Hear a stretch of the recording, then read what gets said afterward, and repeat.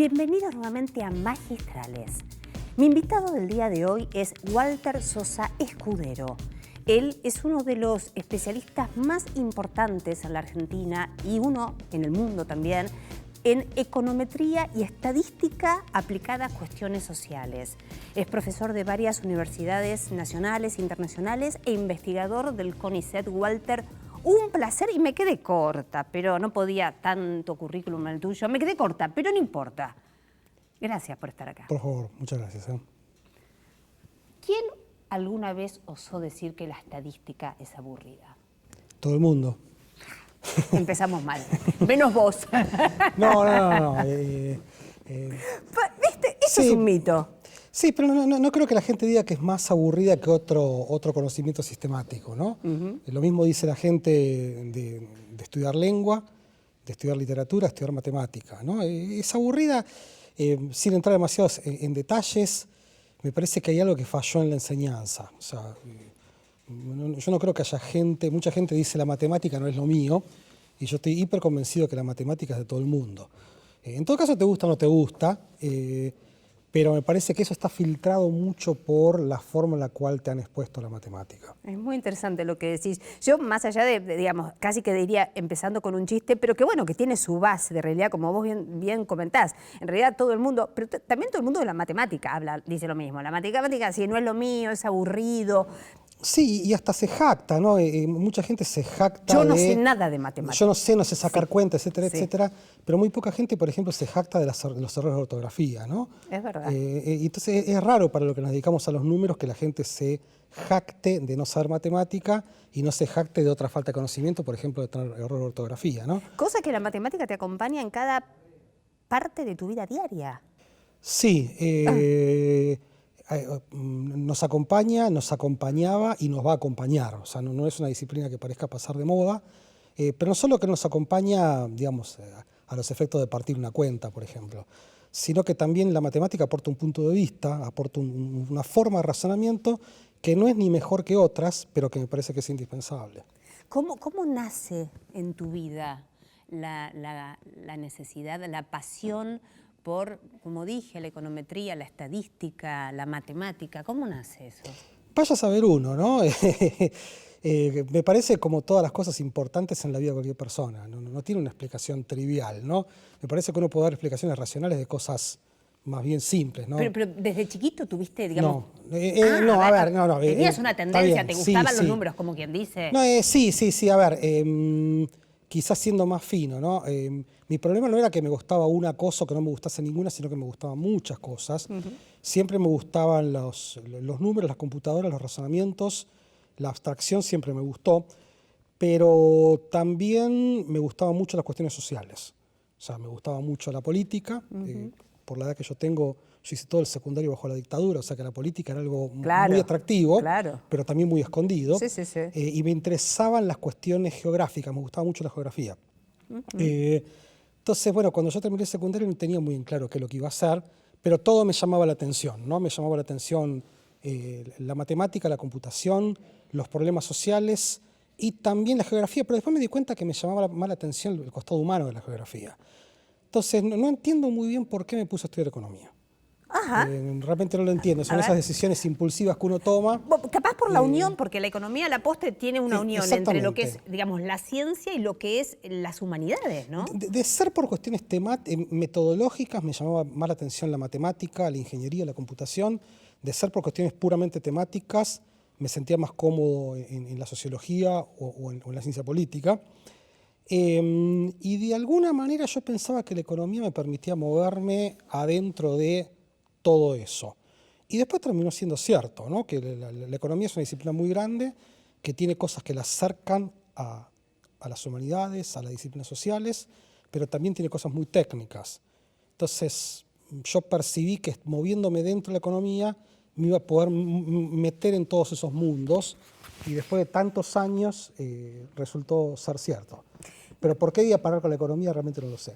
Bueno, pero un poco por todo lo que estás contando, por todo esto que estás contando. O Sí, sea, en realidad tiene que ver con esta melange que tenías adentro tuyo y que este cuadro de intereses variopintos que, bueno, terminaron en realidad estudiaste economía, pero después vos sos una persona muy abarcativa, ¿no? sí. O sea, tenés tantos intereses hoy por hoy también, ¿no? Sí, también es cierto que ha cambiado un poco cierta tecnología, ¿no? En algún momento, hace muchísimos años, estudiar algo era estudiar una profesión. De hecho, todavía hablamos de alguien que tiene un título universitario como un profesional, ¿no? Pero bastante más acá en el tiempo, quizás en los últimos 20 años, se ha roto esta cosa que ata a lo que uno estudió con lo que uno hace. Entonces, salvo ciertas profesiones bastante obvias como la medicina o la práctica profesional del derecho, ¿no? Que requieren una firma o un permiso para ejercer la medicina, fuera de eso, de esas actividades que no están reguladas por la sociedad, en una misma actividad puede haber gente que viene de orígenes muy distintos, en particular en lo que yo hago. En lo que yo hago, que es análisis de datos, confluye gente de la más variopinta. Fíjate, incluso, Walter, estaba pensando en realidad de lo que vos estás diciendo, que incluso pasa en el mundo de las empresas, en los negocios mundiales, que están al frente muchas veces de empresas, personas que vienen de la filosofía, de la sociología, de la psicología. O sea, y vos decís, no es, digamos, lo ortodoxo de, antes se pensaba, bueno, vos tenés que seguir administración de empresas si querés administrar una empresa. No. Ciertamente, no, pero eso es un concepto nuevo y a mi juicio un reflejo de cómo ha crecido la complejidad, ¿no? Cuando uno estudia, a mi entender, cuando uno estudia algo, sistemáticamente está estudiando dos cosas. Una cosa es la temática que es específica de una disciplina. Los músicos estudian música, los abogados estudian derecho, los biólogos estudian biología. Eso es lo más trivial y lo que a todo el mundo le llama la atención cuando elige una carrera universitaria. Pero por el mismo precio, entre comillas, uno está estudiando una forma de aproximarse al mundo. O sea, un abogado estudia leyes, estudia código, pero también aprende a argumentar, ¿no? Aprende a litigar. Un biólogo aprende a cómo razonar experimentalmente. Una persona que estudia negocios aprende cómo sacar información de la casuística. Entonces esas cosas se llevan a cualquier disciplina, insisto. La pregunta que yo siempre les hago a mis alumnos es, ¿el presidente de la nación trabaja de ingeniero, sí o no? Entonces, desde el punto de vista de lo que hace, posiblemente no, pero quizás su forma de ver el mundo es de ingeniero, ¿no? Entonces, sí. O sea, hay un formateo, la cabeza se te va formateando. Exactamente. Y luego vos lo podés aplicar de varias maneras, ¿no? Sí. Ese formateo te sirve, es un instrumento que luego podés estar en varias orquestas, digamos, sí, a distintas. ver, yo me dedico a los datos y desde el punto de vista del último paso que yo doy con lo que hago, funciono como una especie de matemático aplicado. Claro. Pero yo siempre digo, mirá que en el fondo yo soy un economista. Claro. O sea, a la larga hay ciertos tics, no tics de lenguaje, sino tics de razonamiento. De razonamientos. Que vienen muy de ser un economista, como le sale también ese tipo de tics a los abogados, a los ingenieros, a los médicos. Bueno, a ver, uno de los principios fundamentales de la economía es que los bienes son escasos, ¿no? Parte es un principio fundamental, Sí. ¿ok? ¿El conocimiento hoy por hoy dirías que es un bien escaso todavía en la humanidad? Sí, no solo que es un bien escaso, sino que justamente parte de este despelote de la revolución de Big Data es que hace que ese bien deje de ser escaso y justamente eso hace que en términos relativos lo que se ha vuelto escaso son las ideas. Son las ideas. Entonces justamente mucha gente me pregunta, bueno, ¿qué vamos a hacer con este despelote de los datos, de la privacidad? Digo, mira, tenemos que sacar la herramienta que hemos sacado durante toda la historia de la humanidad, que son ideas.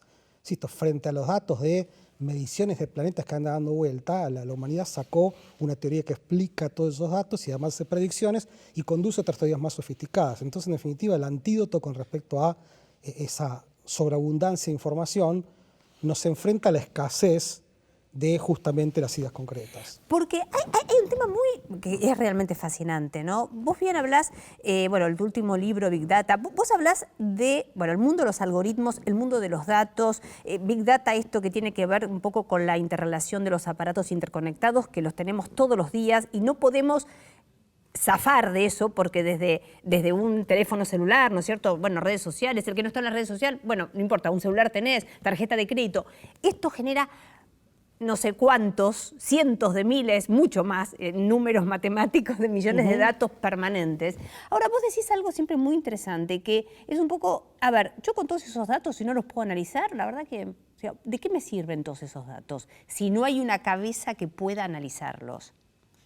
Mira, es una cuestión filosófica muy vieja, ¿no? Hasta qué punto es más importante lo que uno observa o lo que uno opina de lo que uno observa, ¿no? Una cuestión filosófica muy de fondo, ¿no? Entonces, un poco la postura que yo tengo es que los datos per se no dicen nada, a menos que uno tenga una pregunta, una postura.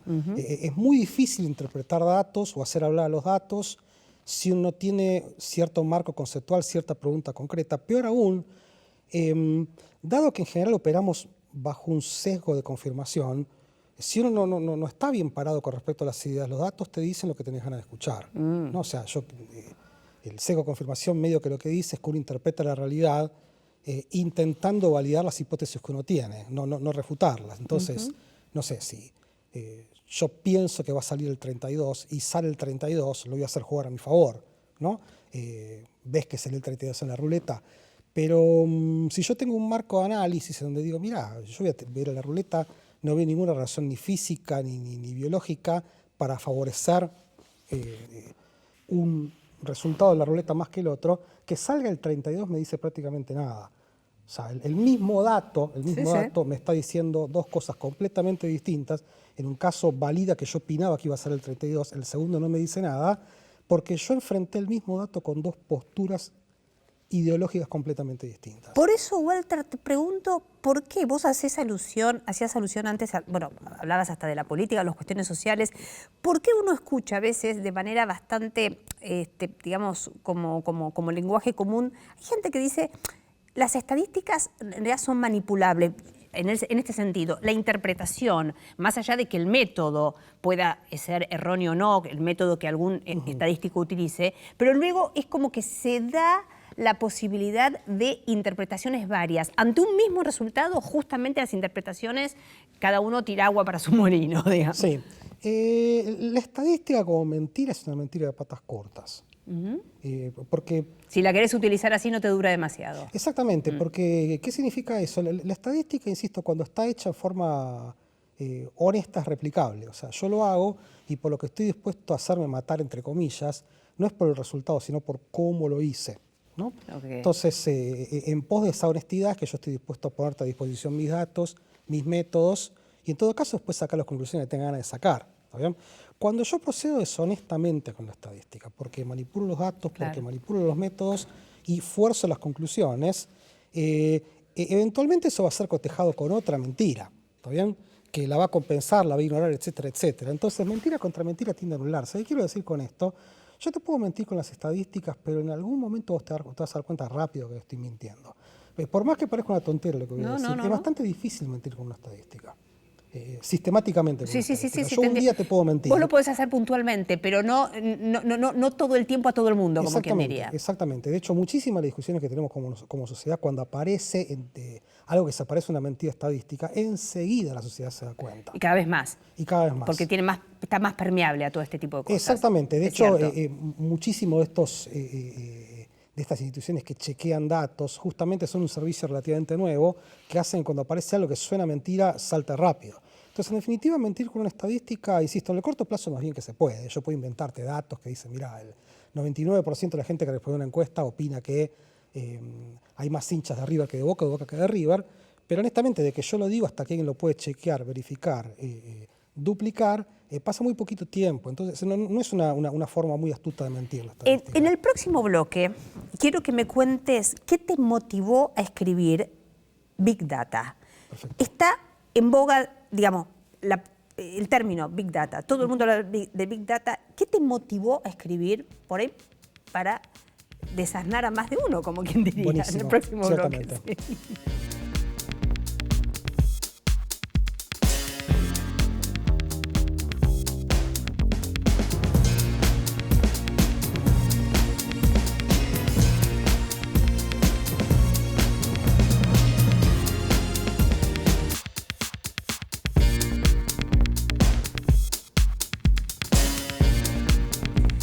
Continúo acá, un placer charlando con Walter, realmente un placer. Walter, me quedó del bloque anterior. ¿Qué te motivó a escribir Big Data? Yo te dije, bueno, es un poco ayudar a desasnar a muchos tal vez, ¿no? ¿Qué me motivó? Cuando es una recurrencia, pero cuando aparece una tecnología nueva, la gente tiende a tener posturas extremas, ¿no? La postura de Big Data nos va a salvar a todos, la ciencia como la conocimos ya no tiene sentido que exista, no tiene sentido educarse de la manera en la cual lo venimos haciendo en los últimos 200 años. Y no es una exageración lo que te digo, de hecho en el libro yo cuento muchos de esos testimonios que son bastante reales. Y en el otro extremo está la gente que dice, mira, esta es otra de estas tonteras que se ponen de moda cada 5 años y pasa y que las ves después pasar de moda, Sí, como sí. la búsqueda de la excelencia, como Six Sigma, como otra cosa que aparece y la gente habla como si fuese yo que sé, las cervecerías artesanales, Sí. las canchas de pádel. Y lo cierto es que cuando vos mirás la historia del conocimiento, siempre hubo esa reticencia, nunca nadie salió a abrazar ninguna tecnología de un día para el otro, ¿no? Digo, pasó con cosas tales como la teoría de la evolución, ¿no? Claro. O sea que en definitiva un poco lo que como yo intento tener una postura científica, si se cree, con respecto a las cosas, una característica que tenemos los científicos es que no tenemos posturas firmes acerca de nada. O sea, tenemos posturas vehementes en todo caso, pero siempre estamos dispuestos a abandonarlo todo por un buen argumento o por la evidencia. Entonces, lo que yo notaba es que en esto de Big Data hay negros, hay blancos, pero están toda la gama de grises. O sea, hay cosas en donde Big Data juega realmente a favor y tiene altas chances de ser un cambio estructural, ciertamente. Hay ciertas cosas en donde no, y hay muchas cosas que no sabemos. Entonces, el libro justamente no intenta mostrar un promedio, intenta mostrar blancos, negros, grises. Sí, y además de ser un libro absolutamente didáctico, o sea, es un libro realmente muy interesante, yo creo, porque por varias cuestiones, no solamente por la temática en sí, sino por tu seriedad, obviamente, como científico, en cómo abordás los temas, pero a la vez de forma muy comprensible y con ejemplos verdaderamente aleccionadores y didácticos. Por ejemplo, antes vos hablabas, estábamos hablando al principio del tema del análisis de datos. Vos tenés un montón de datos, pero si no los puedes analizar, no tenés una idea, la verdad que no te sirven demasiado, o si los analizás mal. Y en el libro, por ejemplo, vos pones un ejemplo muy interesante, hablando de la política. Creo que era el tema de la reelección de Roosevelt en el 36, sí, cuando una empresa, creo que se llamaba Liberally Digest, creo. Sí, el Reader Digest. No me acuerdo exactamente, pero el Reader Digest. Que sí.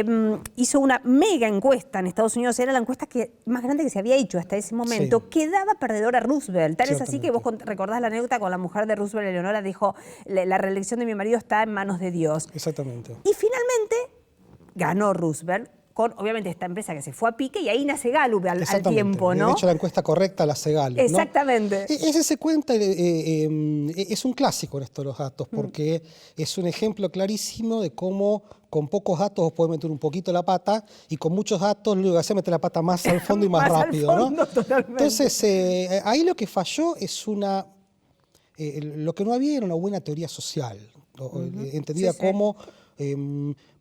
las encuestas tal como las conocemos ahora, estas que aparecen por línea telefónica, por formularios, es un evento relativamente nuevo, no es un evento muy viejo, es más bien de posguerra, ¿no?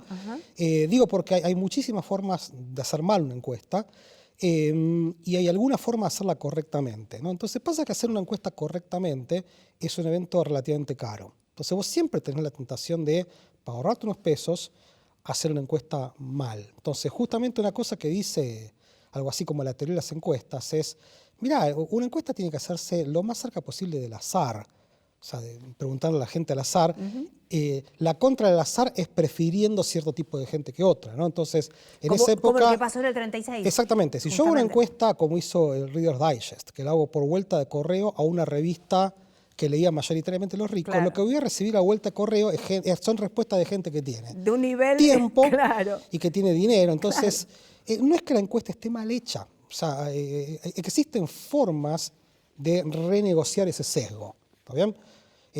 Pero en definitiva lo que yo no puedo hacer es tomar los datos como si proviniesen de una encuesta científica al azar e interpretarlos en forma directa. Entonces, misteriosamente, ese problema que vos me contás que es de la década del 30, es un problema que no ha pasado de moda, porque es el mismo problema que tienen los datos de Big Data. ¿Bien? Walter. Vos dijiste la palabra hace un ratito que la palabra espontáneo. Los datos de Big Data no obedecen a ningún plan de recolección. Digo, ¿qué cosa obedece un plan de recolección? una encuesta, claro, un experimento de laboratorio, donde está diseñado un protocolo, que voy a hacer esta intervención acá, no lo voy a hacer allá, y voy a comparar.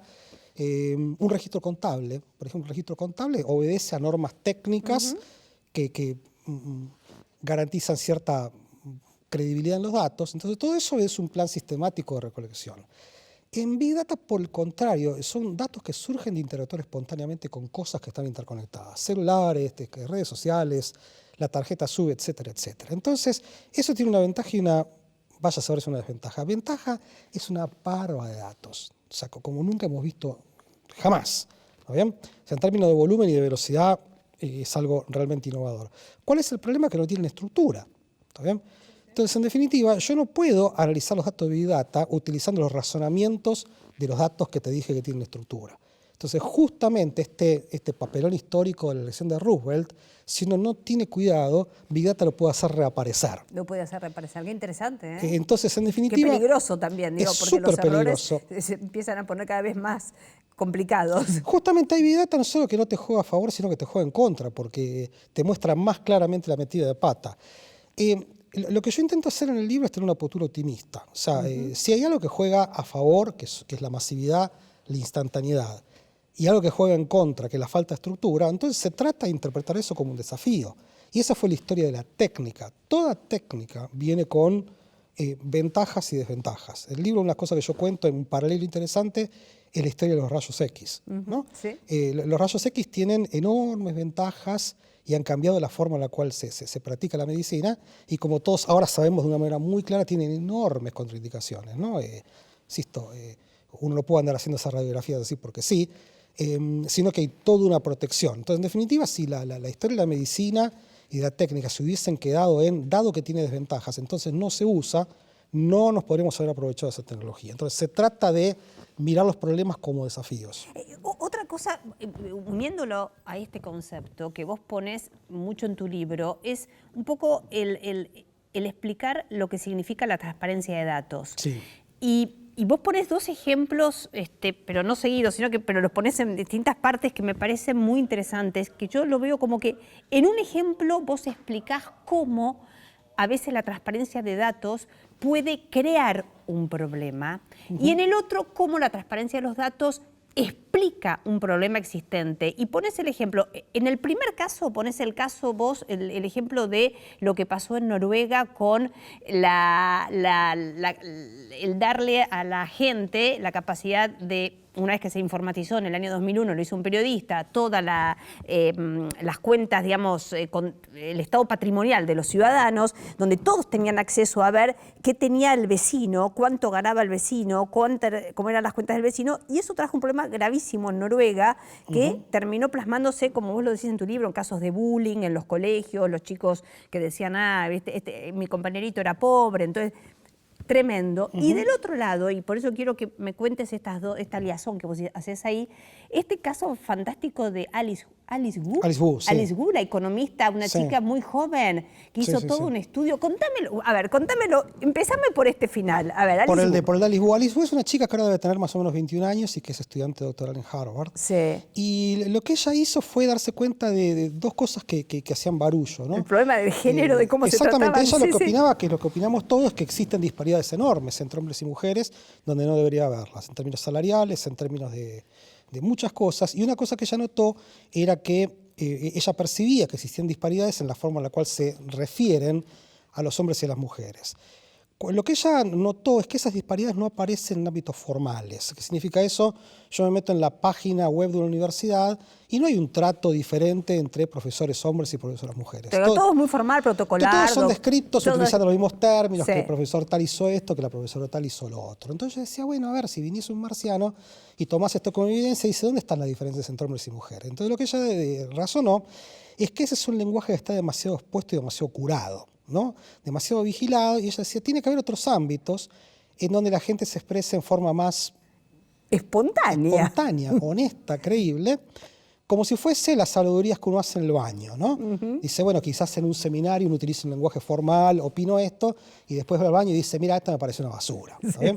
Entonces lo que ella hizo fue meterse en una suerte de baño de internet, que es un blog, se llama Rumores del mercado laboral de los economistas, que es un blog anárquico donde la gente se mete y opina sobre tales cosas, tales como, bueno, resulta que a tal le hicieron una oferta a este lugar, tal está a punto de renunciar, en un lenguaje que da miedo, o sea, da miedo pensar que son profesionales, ¿no? Utilizando académicos de lustre. Sí. Pero ella decía, bueno, este tiene que ser un ámbito donde la gente se exprese más claramente en relación a, en forma más, como decís, espontánea, en relación a lo que opina de los hombres y las mujeres. Lo que ella hizo fue clasificar a todos esos posts en 3 grupos, de hombre, de mujer, neutrales.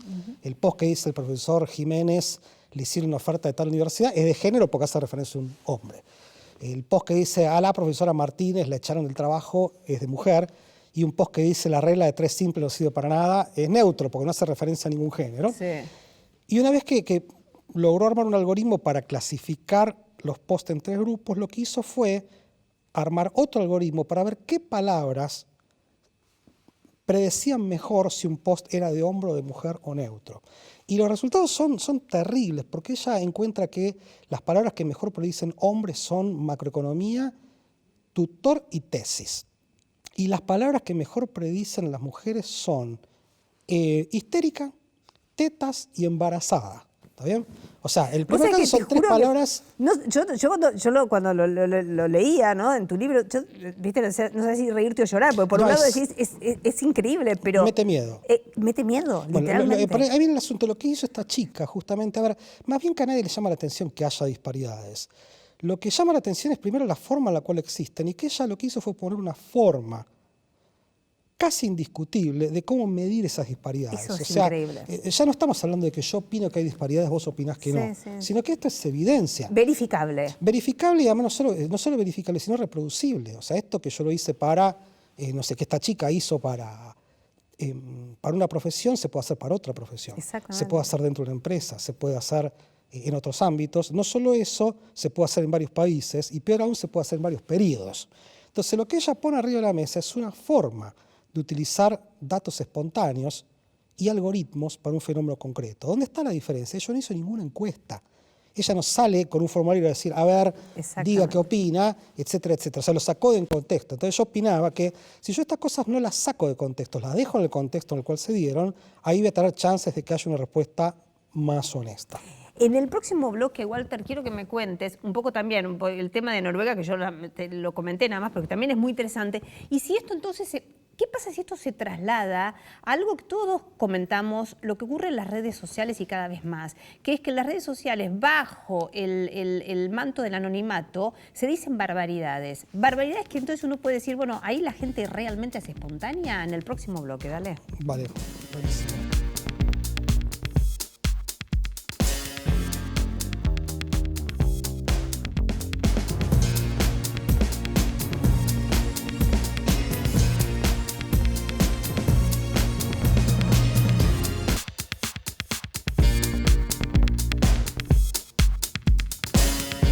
Bueno, continúo acá, no quiero que termine más el programa, este aviso. Con Walter realmente aprendiendo, por supuesto, un montón. Walter, me quedo del bloque anterior. 2 cosas. Un poco, quiero que cuentes un poquito el tema del caso de Noruega. Y la pregunta después es, teniendo en cuenta lo que Alice Gu, esta chica economista, descubrió, esta forma, digamos, de verificar lo que sería el rumor de la calle, en base a la espontaneidad, entre comillas, ¿no? Espontaneidad de la gente en sus comentarios. Esto, si se replica en lo que pasa en las redes sociales, cuando todos decimos, ay, ¿cuántas cosas bajo el nivel bajo el manto del anonimato se dicen? Cosas terribles. Estudios que vayan a esto, ¿qué podrían llegar a arrojar? Primero contame lo de Noruega, un poquito, porque es muy interesante. En Noruega pasa la siguiente cosa. Desde hace muchísimo tiempo, más de 100 años, el ingreso de todos los noruegos era público. ¿Qué significaba eso? Que había un libro, un registro, donde uno podía ir y decir, yo quiero saber el ingreso de tal persona. ¿Está bien? Y había toda una serie de pasos burocráticos, ¿no? Había que ir y fijarse en un libro. Sí, no era fácil, digamos. No era fácil. Lo conseguías, pero tenías... Mecánicamente. Sí. Hasta que un periodista, cuyo nombre ya me olvidé, se dio cuenta que no estaba regulado que uno entrase con una cámara de fotos, digital en ese momento. ¿No? Estamos hablando del año 2001, donde eran incipientes las cámaras digitales. Entonces este tipo fue y le sacó fotos a todo el libro. No solo eso, sino que después, como era un periodista, creo que en el diario que trabajaba, encontraron una forma de digitalizarlo, de armar un registro, y pronto hicieron un sitio web donde vos podías entrar y mirar el ingreso de cualquier persona. No solo eso, sino que después, cuando aparecieron las redes sociales, alguien diseñó una especie de app en donde vos podías, por ejemplo, apretar un botón y que te aparezcan los ingresos de todos tus contactos en Facebook, ¿no? Sí. Y había unas cosas terribles. Por ejemplo, había otro app que vos le sacabas una foto a una patente de un auto y te decía, ah, acá va tal que gana tanto. Entonces, imagínate, la gente lo usaba para ir a los boliches, para cualquier tontera, ¿no? Claro. Y pasó a ser por lejos, en menos de un mes, el episodio más buscado en Internet en Noruega. Y Trend se, hablaba, topic, sí, sí. y se hablaba del caso de porno impuestos, porque Porno llegó, impuestos. llegó a superar la pornografía. Impresionante. ¿Está bien? Impresionante. Noruega, no estamos hablando de todos. Estamos hablando decimos de una sociedad. Noruega, un país en donde casi todas las encuestas o estadísticas de desarrollo humano lo ponen al tope, ¿no? Es un pueblo muy Exactamente. circunspecto, ¿no? A veces pienso qué es lo que haríamos nosotros con acceso a una tecnología por el estilo, y sospecho que lo mismo haríamos, ¿no? Sí, sí. ¿Qué fue lo que pasó? Aparecieron episodios de bullying, aparecieron episodios muy agresivos de comparaciones interpersonales, etcétera, etcétera, y resulta que al mes de aparecido este episodio, el gobierno de Noruega vuelve a casilla cero.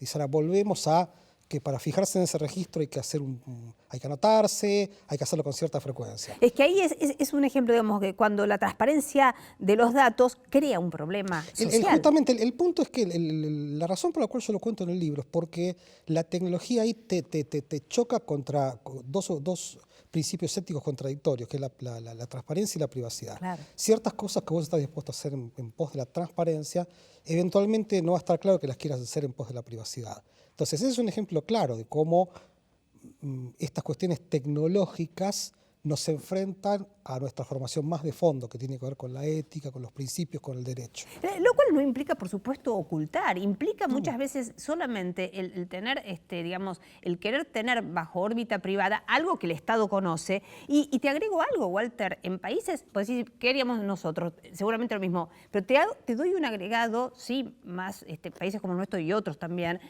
más digamos, más social, que también tendrías el problema de la seguridad.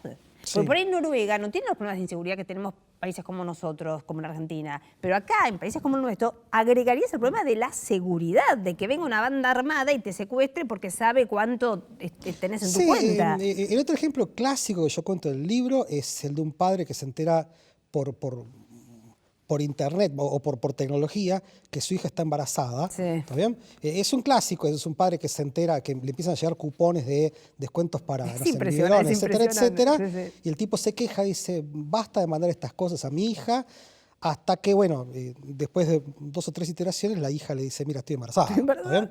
Entonces, ahí lo que llama la atención es cómo puede ser que un supermercado que manda los cupones se entere antes que un padre que la chica está embarazada. Lo que sorprende ahí no es que el supermercado se entere antes que el padre, sino que lo haga con mucha velocidad.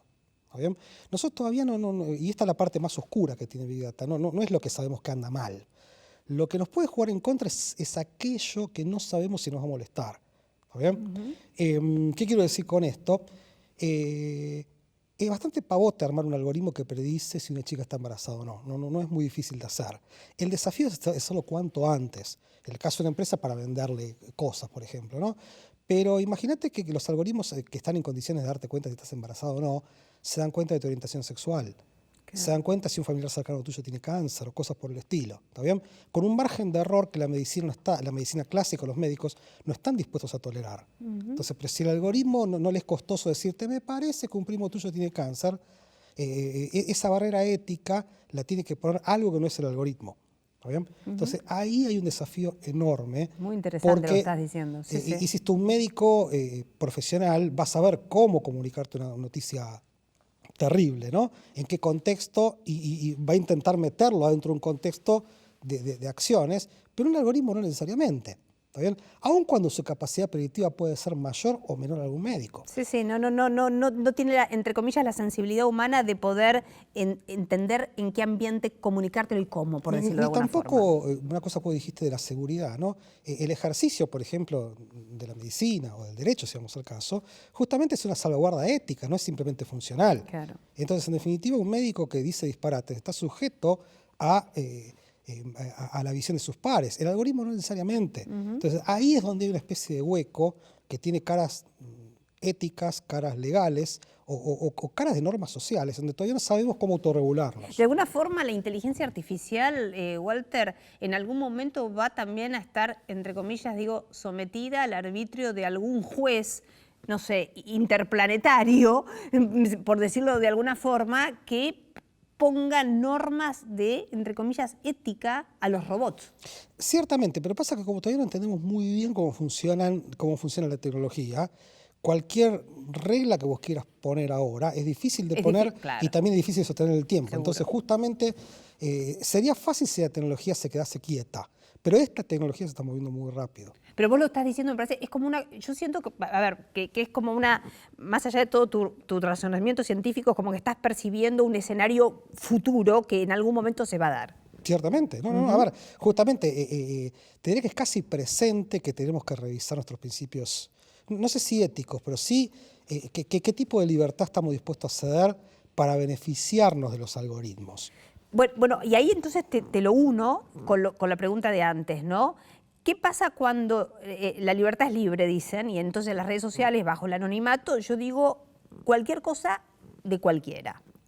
¿Cómo se puede, qué tipo de estudios se pueden hacer para verificar, tal vez sacar datos mucho más concluyentes de los que pueden justamente sacarse a través de encuestas mundiales sobre,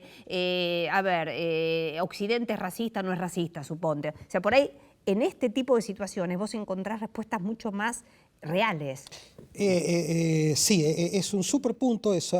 Hay un libro de Stephen Davidovich que se llama Todos mienten, y que él dice más o menos que Google es la principal fuente de información social que jamás haya existido nunca. Eso hay que tomarlo con muchas pinzas, porque justamente por lo que decíamos al principio de esta charla, yo no puedo tomar ese tipo de datos como si fuesen los datos de una encuesta. Pero justamente cuando esos datos que aparentemente son más honestos y que ciertamente son mucho más masivos, si uno es lo suficientemente inteligente y astuto y piensa bien los problemas, es un filón de información. Yo estoy completamente de acuerdo que muy posiblemente en las redes sociales, en las búsquedas en Google, haya información sobre el humor político, social de la gente, que sirve en primer lugar para medir cosas obvias como el humor político y social de la gente, pero quizás cosas como la pobreza, ¿no? Claro. O como el bienestar. Nosotros todavía estamos viendo el bienestar de una manera muy mecánica, que es en base a ingresos, pero no estamos muy lejos de construir medidas sociales, medidas del bienestar y de la evolución del bienestar en base a ese tipo de datos. Ahí realmente hay un potencial enorme. ¿Y se está estudiando, Walter? Sí. Sí, se está estudiando. Sí. Profusamente es una de las cosas a las que yo me dedico, a estudiar justamente cómo este utilizar tipo de datos que vienen en estos mares de información permanentes. Ciertamente, Claro. Es una rama de investigación muy activa, tanto en las disciplinas sociales, las humanísticas y también las más computacionales. O sea, justamente es una pregunta delicada porque no es ahora tenemos más datos que antes. Tenemos distintos datos o tenemos datos de lugares que pensamos que nunca pensábamos que íbamos a tener datos. ¿Por ejemplo? Pensá en la medición de la pobreza. La forma en la cual se mide la pobreza en casi todos los países de desarrollo intermedio avanzado es cotejando el ingreso con una línea de pobreza. Si tu ingreso está por arriba de la línea, no sos pobre, y si en caso contrario, ¿no? Es como que es una técnica que se quedó un poco en el tiempo ya. No, a ver, en términos pragmáticos está bien y de información muy útil. En estadística las cosas no son buenas o malas, son útiles o inútiles. Entonces, si me preguntás, ¿es buena la medición de la pobreza? No. ¿Es útil? Es útil, sí. Entonces, son dos cosas distintas, ¿no? Es cierto, El punto es que la razón por la cual se usa el ingreso no es porque creamos que el ingreso lo mide todo, sino porque es una forma fácil de hacer, es una razón pragmática por la cual se insiste con el ingreso. Pero estamos todos de acuerdo que hay cosas que escapan al ingreso en el bienestar, ¿no? Pasa que esas cosas son complejas. Entonces, en definitiva, por ejemplo, la medición de la pobreza en Argentina es representativa a nivel de aglomerados muy grandes.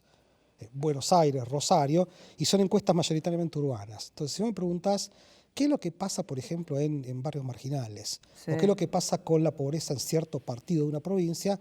La respuesta es, qué sé yo. O sea, lo puedo extrapolar de lo que pasa en un aglomerado urbano. Entonces, por ejemplo, hay un estudio muy interesante que se hizo en la UBA, en donde ellos muestran que cuando vos te fijas en la estructura de los techos de las casas, una cosa es cómo funcionan los techos en un barrio de clase media para arriba, y otra cosa en un barrio marginal, que los techos están puestos de cualquier manera y son de cualquier material, ¿no? En los barrios donde yo vivo son o paralelos o perpendiculares porque dan a una calle o a la otra. En cambio, en un barrio marginal están puestos de cualquier forma y son de cualquier material, ¿no?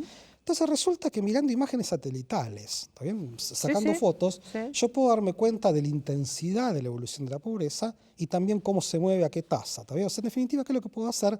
Medir la pobreza mirando techos, ¿está bien? A través de imágenes satelitales. ¿Reemplaza una cosa a la otra? Todavía no. Hay que trabajar un poco más con eso. Pero es un complemento, pero la complementa seguramente, la complementa. La palabra es eso. La gente tiende a pensar que esto de los algoritmos va a reemplazar, y la visión optimista que yo tengo es que va a complementar. Somos gente inteligente. Lo mismo se me ocurre pensar con el tema de la alimentación. Digamos, la tipología de comida, viste que había hace muchos años, esto digamos fue una cosa, sí, de hace bastantes años, pero se hacía de manera bastante rudimentaria, que había algunas compañías que se crearon en el mundo en donde analizaban los residuos que las familias sacaban, los residuos con las basuras, y analizaban qué tipo de residuos eran para poder entender el patrón de consumo de una determinada, de una localidad, suponte.